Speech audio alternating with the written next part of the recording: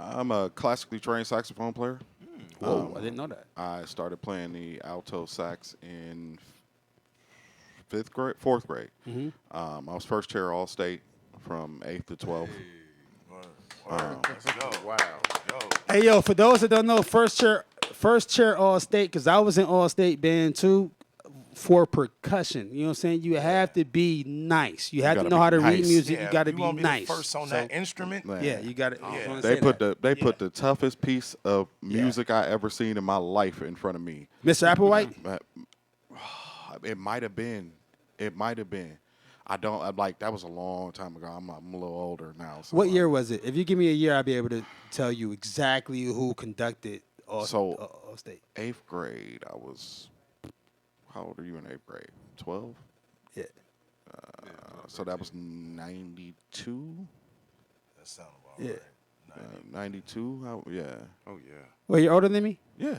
Oh, yeah. It wasn't Mr. Applewhite then. I'm 4'4". Oh, wow. The Oh, mag. Oh yeah. oh, it wasn't. Okay, cool. Okay, cool. I'm a loaded mag. Right. You know, so Uh-huh. like, man, I just remember that piece. I was like, oh my god, and Yeah. like she's like, nobody ever got through that much of the piece. I was What like, piece was it? wow. What piece was it? I wish I knew. Was it Okeanos? You play Okeanos though, right? Yes, Yeah. yeah, but it was tough. Yeah. It was tough, and I guess I nailed it because they were like, you first chair, and then like every year, like it became progressively easier to Yeah. nail whatever piece that they put in front of me. Yeah. That when I went to high school, I went to Bayview, Word. and they created a jazz band for me. Whoa. Yeah. Well, I mean, it made sense, right? Because I got the first chair all state saxophone player from 8th grade. Like, I Right. gotta Yeah. do something You with better him. make Right. Yeah, right. I gotta you do better something make a with him, right? situation for this young man. Yeah. So, Like, Yeah. so when I got into high school, I got into playing. I played alto, I played a baritone, and I played a flute. Word. They're Wow. all the buttons are the same. So Right. it's just, converting and then learning the embouchure for the flute. Yeah, and the switch from woodwind. Yeah. And Well, Right. the flute is woodwind. It It's is. just a different. It's a different way to blow into the instrument. Pause. We know. No we diddy. know. Yeah. So from there, my godmother was dating a producer when I was 16, and I had moved in with her. And he was in the basement, had his own little studio. I don't know if you know the guy. You may have heard of him. His name is Christopher Godzilla Taylor. oh yeah. Yes. Shout out to Godzilla. Shout out to Zilla Shout out to Zilla. already. And I was kind of a shadow for the next 5 to 6 years. I believe I'm his first student. So Champ came after me. Yeah. Eddie Nigma came after me. Yeah. Speaker Box came after me. So Yeah. but I was his first. And he taught a lot of people too, man, Yeah. by the way, man. So Yeah. shout out Godzilla. Yeah. He taught a lot of Yeah. He still teaches me. I just Yeah. want to say, no, Yeah, he is the yeah, teacher. definitely. He's the teacher. Yeah. Yoda. Yeah. And like for a long time it was just just being in the studio, and I was singing hooks on stuff, and because I could sing, and I'm doing clean edits. That's the only thing he would let me do on a computer. And then he bought the MPC, and I learned the MPC workflow a little bit faster than he did. Which one was it? It was the 2000. Okay.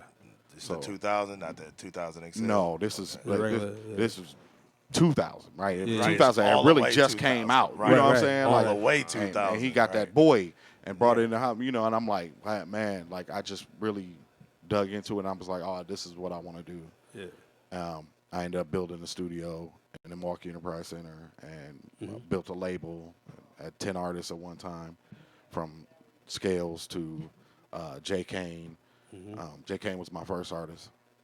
And so it was a natural progression of, working and working and working. And I'm the type of person who will dive in and I figure it out. Yeah. So I quit my jobs. Like, I'm not working. At one point I was working 2 jobs. I'm not working no more. And, you got to figure it out. And, I became the go-to studio for a while. So I'm at, everybody from, like I said, Scales to Ray Rizzy to Ray Nitty, Genesis. Everybody recorded in my studio. What was the name of that studio, sir? The name of the studio was Good Life, but my record label is Man Up. Word. Yeah. Word. Oh yeah. Yeah. I So remember that. Yeah. I actually remember that situation. Yeah. Cause, That was a while ago. Yeah, It yeah. rings No, I bells. know. It rings Somebody had to bells. come rock with you that I know too. Like I was obviously I know them. I know them cats, but Yeah. there was somebody else. I want to say like Cuz. I want to say my Cuz PG or something like that. You know who P Jesus is? Oh, P. Jesus? P. Yeah, Jesus, yeah. yeah. That's what I'm Go. saying.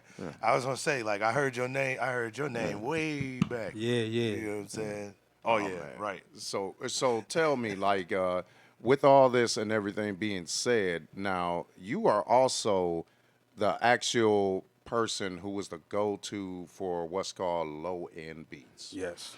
I'm not the go-to guy. Like, but most of them guys are kids who do low end beats. They are that. Shout out to some of these kids out here, man. They are For real, fantastic man. at For real. Yeah. Absolutely. that sound. But I believe, and I'm people will fight me to argue about it, whatever. But I started creating that sound in 2008, right, with the super distorted bass and the sped up. The sped up tempo, The consistent uh, class. the consistent claps. Yeah. I think it's the eighth note claps, right? Yeah. Eighth note claps, yeah. People didn't really like that back then. Yeah. I've always felt like I've been ahead of the curve, right? So I remember '09, I started doing '80s sounding beats, and then I hear Kanye and people start doing '80s sounding beats. Yeah, yeah. Oh yeah. But I'm not. This is pre-weekend. Yeah. You know what I'm saying? But we're coming back to the '80s sound again. Right. Yeah. Now, but there was a moment in time where we had switched into that '80s electronic, Yep. 808 TR-909 Yeah. sound. Yes, yes. You know what I mean? And Yeah. I was ahead of the curve on that, and so I've always felt like musically I know where music is going. I think that's my greatest gift is knowing where music is going and being on top of it. I'm a studier. I study all the time. I wake up in the morning. Absolutely. The first hour and a half, 2 hours of my day is I'm studying. Either I'm on YouTube or I'm reading something or I'm trying to get better every day, because you. Especially after taking 9 years off, right? So I quit in 2010. I didn't come back until 2019, and I felt like I was so behind. Everybody was. I'm looking around. The quality of music in Milwaukee had changed. Like everybody's music sounded great. I didn't realize. I didn't realize at the time because I wasn't engineering again until recently. But I didn't realize at the time everybody was getting beats off YouTube. That's why. That's why the sound quality Right. went up, right? Yeah, Making right. beats from all around the country. Yeah. But It's just like, oh, yeah. MP3s. so I spent every day, like for 6 months. I was working a job, and at the job, I'm on YouTube. I'm watching people make beats.